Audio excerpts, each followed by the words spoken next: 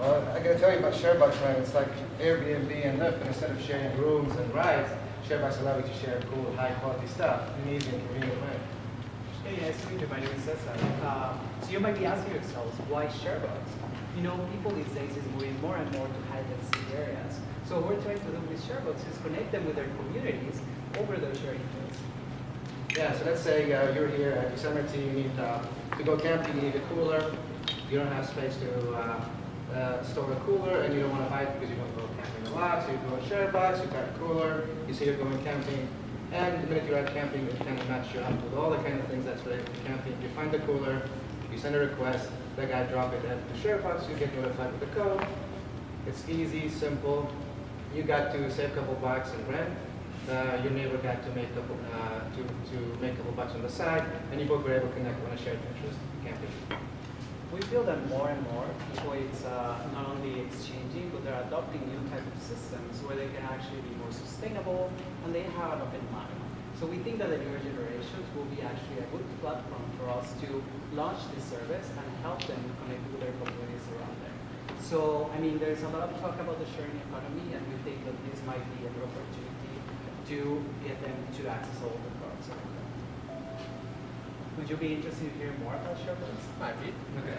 Well, Carlos, going to be presenting here. Quick questions, Q&A. I got questions for you.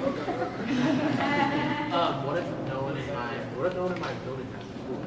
Yeah, well, the minute nobody has in the community, there's some kind of a wish list where you write cooler, and the minute you write cooler, it kind of match you up with some of the local business that offer that item for rent or sale, maybe for a premium, they'll drop it at ShareBox for you as well.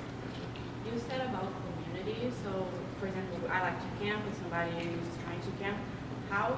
So I just put my, I don't know, my tent there, or there is a way that I actually can connect with that person and we can talk more? Yeah, the idea is when you join the platform, you have a situation for camping, you have like a party tonight, and then it's going to find that kind of keywords category and kind of match you on a map to show you where this kind of items are.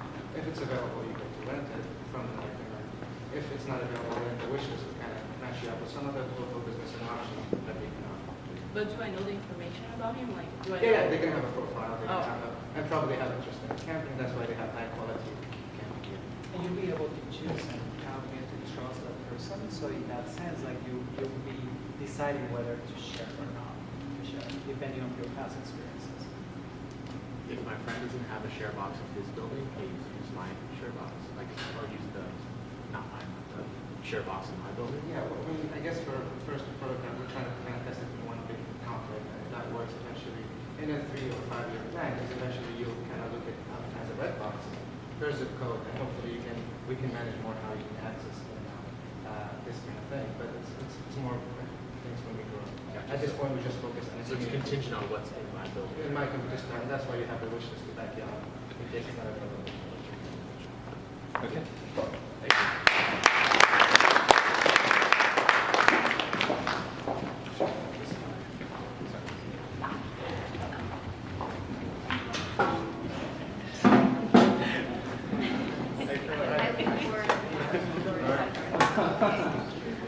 All right, to recap, ShareBox is just trying to connect people, contributor and borrower, through a digital and a physical platform to share high quality stuff.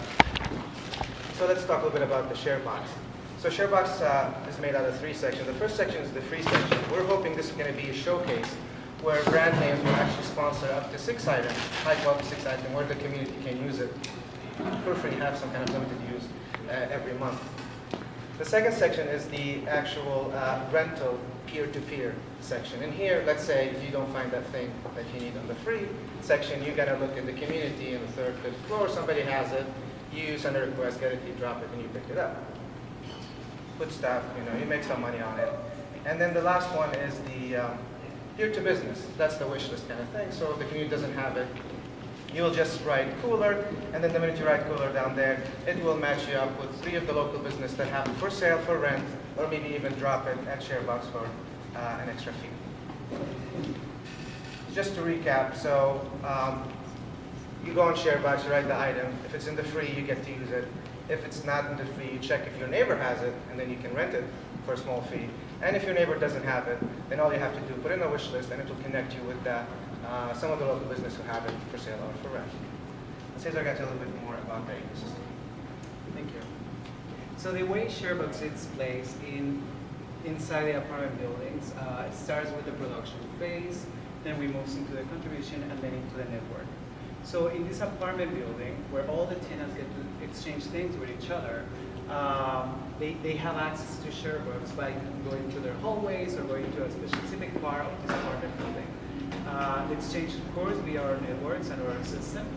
And there's a way, we need a way to keep the system maintenance appropriately. So we're designing a share master. So this share master will have access to all the products and make sure that they're in good condition. And so that's how the ShareBox system is going to remain in place and continue to work on as it moves forward. So for the manufacturing, to get ShareBox into the apartment building, we need to make sure that we have the appropriate channels to manufacture the box. These boxes will also have special lockers that are automated, as well as a screen or some kind of interaction device with it. So after manufacturing, we have to ship it to the apartment building, where we first need to get appropriate information from the property managers and landlord, etc., who ideally will be set up through the share master. So we move into the network phase. That, of course, includes the technology. This is the ShareBox platform. It's an online web, whatever. And that will simply connect you to the community. So it's not only the tenants inside the apartment building, it's also the community around you or far from you, who knows. And then we have our partners. These are particularly important because it's what makes the ShareBox free area happen through the products. We're not thinking of investing on those products, but rather make partnerships that allow them to showcase their products inside of ShareBox free and allow the community to try them out. And lastly, we have the small businesses. This is the local small businesses around you, and basically we're trying to promote this type of engagement between one's community. And of course, we're going to run into some expenses in terms of marketing and advertising, but we're also looking to make revenue out of that opportunity by having access to people's homes or apartment buildings, as well as, of course, a transaction system where we'll charge the users to have access to ShareBox. So for our second prototype, we actually put together this little box with the 3 tiers that we've been talking to you about. And one of our goals was to make this more secure, since from our previous prototype we realized that we needed to make it more safe for people to want to put expensive items inside this space. We met with some people and asked them questions about what they thought of ShareBox, the business model, whether this would work or not work, and whether they were interested. And we won't share those right now, but we did that. So our next goal is to place ShareBox in 2 different locations. One is going to be a company, and also we want to place it in the actual context of the apartment building because it's our main target. But we want to explore other opportunities as well. And we'll do that through not only the box, but also manage all that through the Google document that we put together last time, and just improve it a little bit more and get those exchanges going through us, so we can analyze how the data is coming in and how people is behaving through ShareBox. So how do you make money? So just think of it as an Amazon locker or buffer box sitting in your apartment complex. That instead of delivery, is just allowing people to do that transaction. So for the free section, we're hoping that gifts are be provided by partners, and it'll be a showcase. Hopefully, will incentivize a lot of brand names to actually showcase and let their this community try the product pretty early on. And hopefully, with time, when we grow, we get to actually make money on the data and on advertising. So the second section is the peer-to-peer. This is kind of a Lyft Airbnb model where when whatever transaction happens, Alex gives an item to Rachel. He makes $10 on it a day. For a week and $20. We make a percentage on that, let's say 20%. And then we will make money on the transaction kind of based thing. And then the last one, the item is not available. When you list it, some of those business by doing some kind of like affiliated marketing, we reference some of this local business within 1 mile for free, and maybe we could monetize the further away a mile from the ShareBox, maybe you pay per mile to actually be featured on a list of the wish list when the item is not available in your community.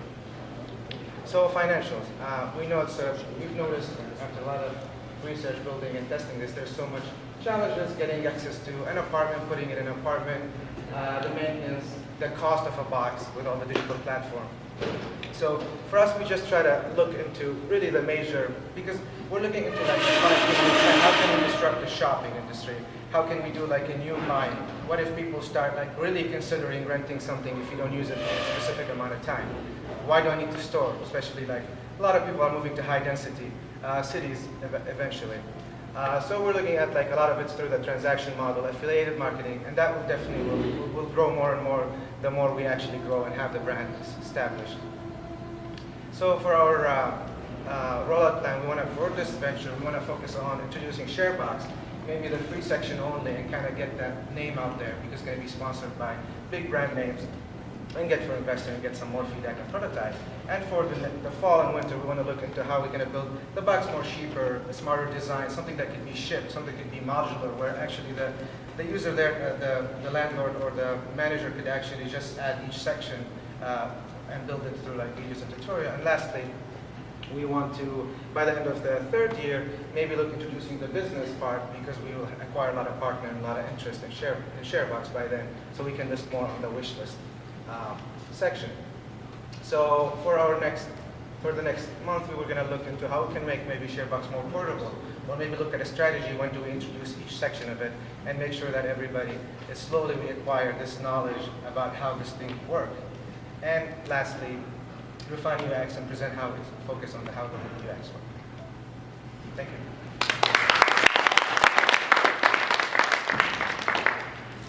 Two additional potential revenue model elements for you is like you're in a real estate game, right? So like you need you're gonna have to figure out a way to get into places. One would be to add another shelf in there and you sell that to Amazon Locker or something like that, because it's like you have the network then to have like a miniature Amazon Locker in all these places, right? So it's the safe deposit box for the building if a FedEx box shows up or something like that. Is one way you could do it. The other part would be you need to convince landlords that this is going to be available in there, right? So if you can find some revenue model like that, you can give him a cut, right? And now that incentivizes every landlord in the city to get a little bit of money because one of these is down in their lobby, and it's no skin off their back because they don't live there, right? And they're just making a little bit more money off of it. It's a great idea. Are you guys seeing the need for something like this because residents aren't doing this on their own already? Like, you know, I don't know, next door type of apps and whatnot? Yeah, I mean, and we've looked at some of the Yeah, sure. Yeah, we looked at the competition, like, I mean, Neighborhood, even Yardle doing the free system. But we've noticed, like, even Craigslist, it's really tough to do the kind of appointment, make sure you're there on time, wasting time, making sure it's easy to kind of make that transaction pretty convenient and seamless. And I think ShareBox, although the box is a big overhead for us, but it's really going to solve a lot of these issues. And the value of it probably is going to be more exponential as the brand goes up and as there's more shared boxes. Because the more I see that there's more items, the more I'm going to come back and eventually consider getting an item for my party or getting those, especially quality items. I think the focus on really quality items that people have pride to share and have knowledge and maybe get that. So one more comment about this is really shut up. And then we comment about presentation. I noticed that you guys used words like we could, we might, and that didn't seem very.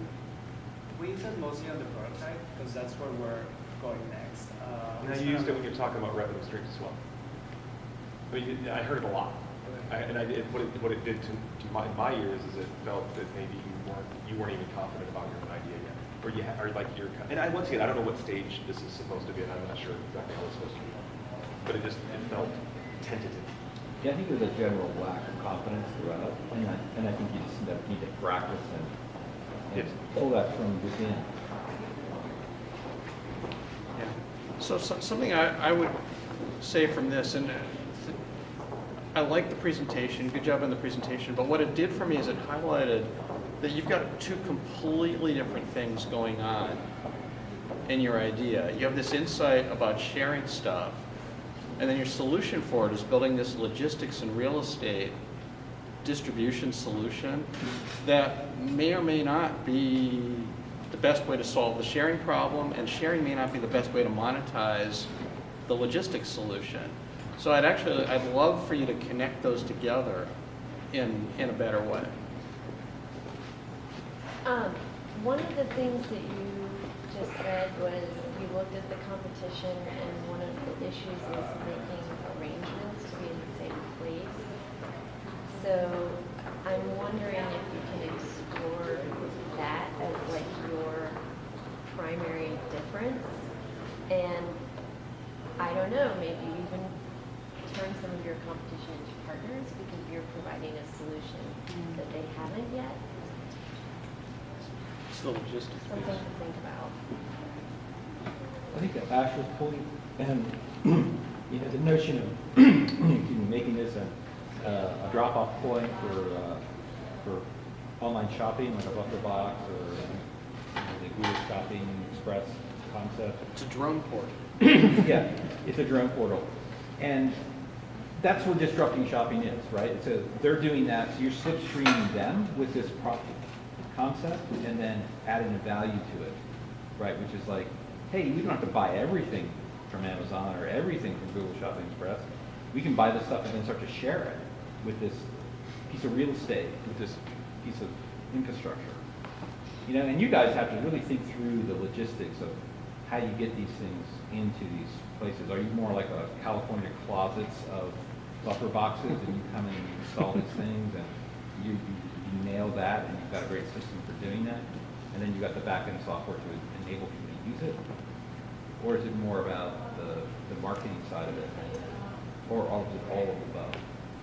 Yeah, I think for us it's that we didn't realize how big is the investment of the share box, and we slowly were noticing how much it's going to cost us, and we need a lot of focus on that. But also, as she mentioned, like the actual UX and why, like focusing on the experience. Like instead of saying I need a drill or I need a tent, I just like kind of talk about camping, and then the minute I mention something, a phrase, it will kind of match me, like the experience. Maybe through the next one we can focus on presenting the UX and show how that could be a competitive advantage.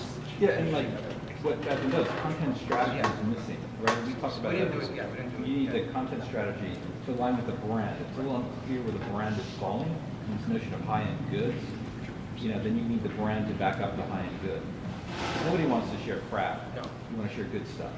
Yeah. I think the other thing with the brand is, in this sharing community, services like Lyft and Airbnb have become like pretty personal. Like I'll have experiences with Airbnb, and I'll be happy I did an Airbnb instead of a hotel because I met a real person, and there was milk in the fridge, and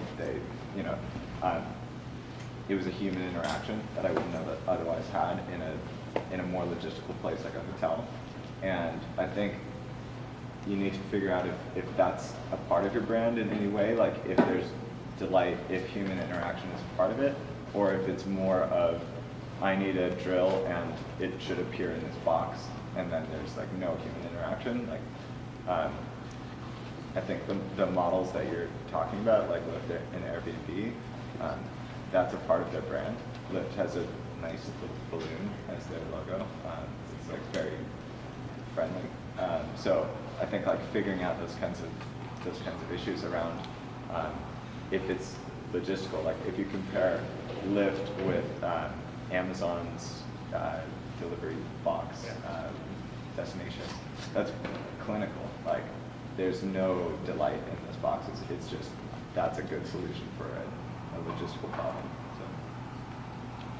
I feel like the emotion is kind of lacking. Like I wasn't brought in and had that connection where I wanted to share. So maybe like a video or something that could show those wonderful products being used, or how people would be excited to get this or use it, or that reciprocity goes around. Just kind of piggyback on the last two comments. Yeah, because the whole thing about the share economy is having a human connection, and when you have a box, you're kind of limiting that. And also in terms of, I think having free products in your box kind of devalues your brand, because I feel like there will be crap put into it. And just trying to figure out in terms of content, like what is your strategy in terms of just implementing it? Like, is it just focusing on drills? Is it focusing on home improvement? I don't know. But just thinking about what are people going to be sharing? Obviously, you can't predict that, but just having some thought into what that's going to be. jumping off of that, one thing it's gonna add cost, but it does give you a brand personality, is there could be almost a ShareBox box where ShareBox is providing some basic elements like it's a little screw and ratchet kit and a hammer, some picture framing things, Yeah. like, and so like that's the like ShareBox personality. Like it's almost like particularly because you're probably gonna first learn about it when you move in, so it's almost like the welcome package of like these are the things you're probably gonna need when you're first moved into this apartment, and ShareBox has got your back on that type of thing. And so that could be your personality play a little bit on like we're here for you, and then the building is here for you as well by the Right. rest of these little boxes, right? A curated package. Yeah. I think you could talk about specific anecdotes as well. For example, somewhere I heard a statistic that may or may not be true. It would be on you guys to actually go and find out good research for this, but it said that the average cordless drill is used for 9 minutes over the course of its entire life. And It's like 6 hours. what's that? 6 hours a year. That's the average use of drill. 6 Okay. hours a year. Yeah, I mean, that sounds actually like pretty high to me, but like a little anecdote like that can be really useful to kind of introduce people to the product and kind of get rid of the first layer of pessimism that people have naturally built up after seeing so many different products and stuff like that. One last thing I'll add is the financials are way too high level. You need to drill them down a bit. You know, some of the presentations today are too detailed, and yours was the opposite. Was detailed. Okay, thank you. Let's take a 10-minute break and come back at 11.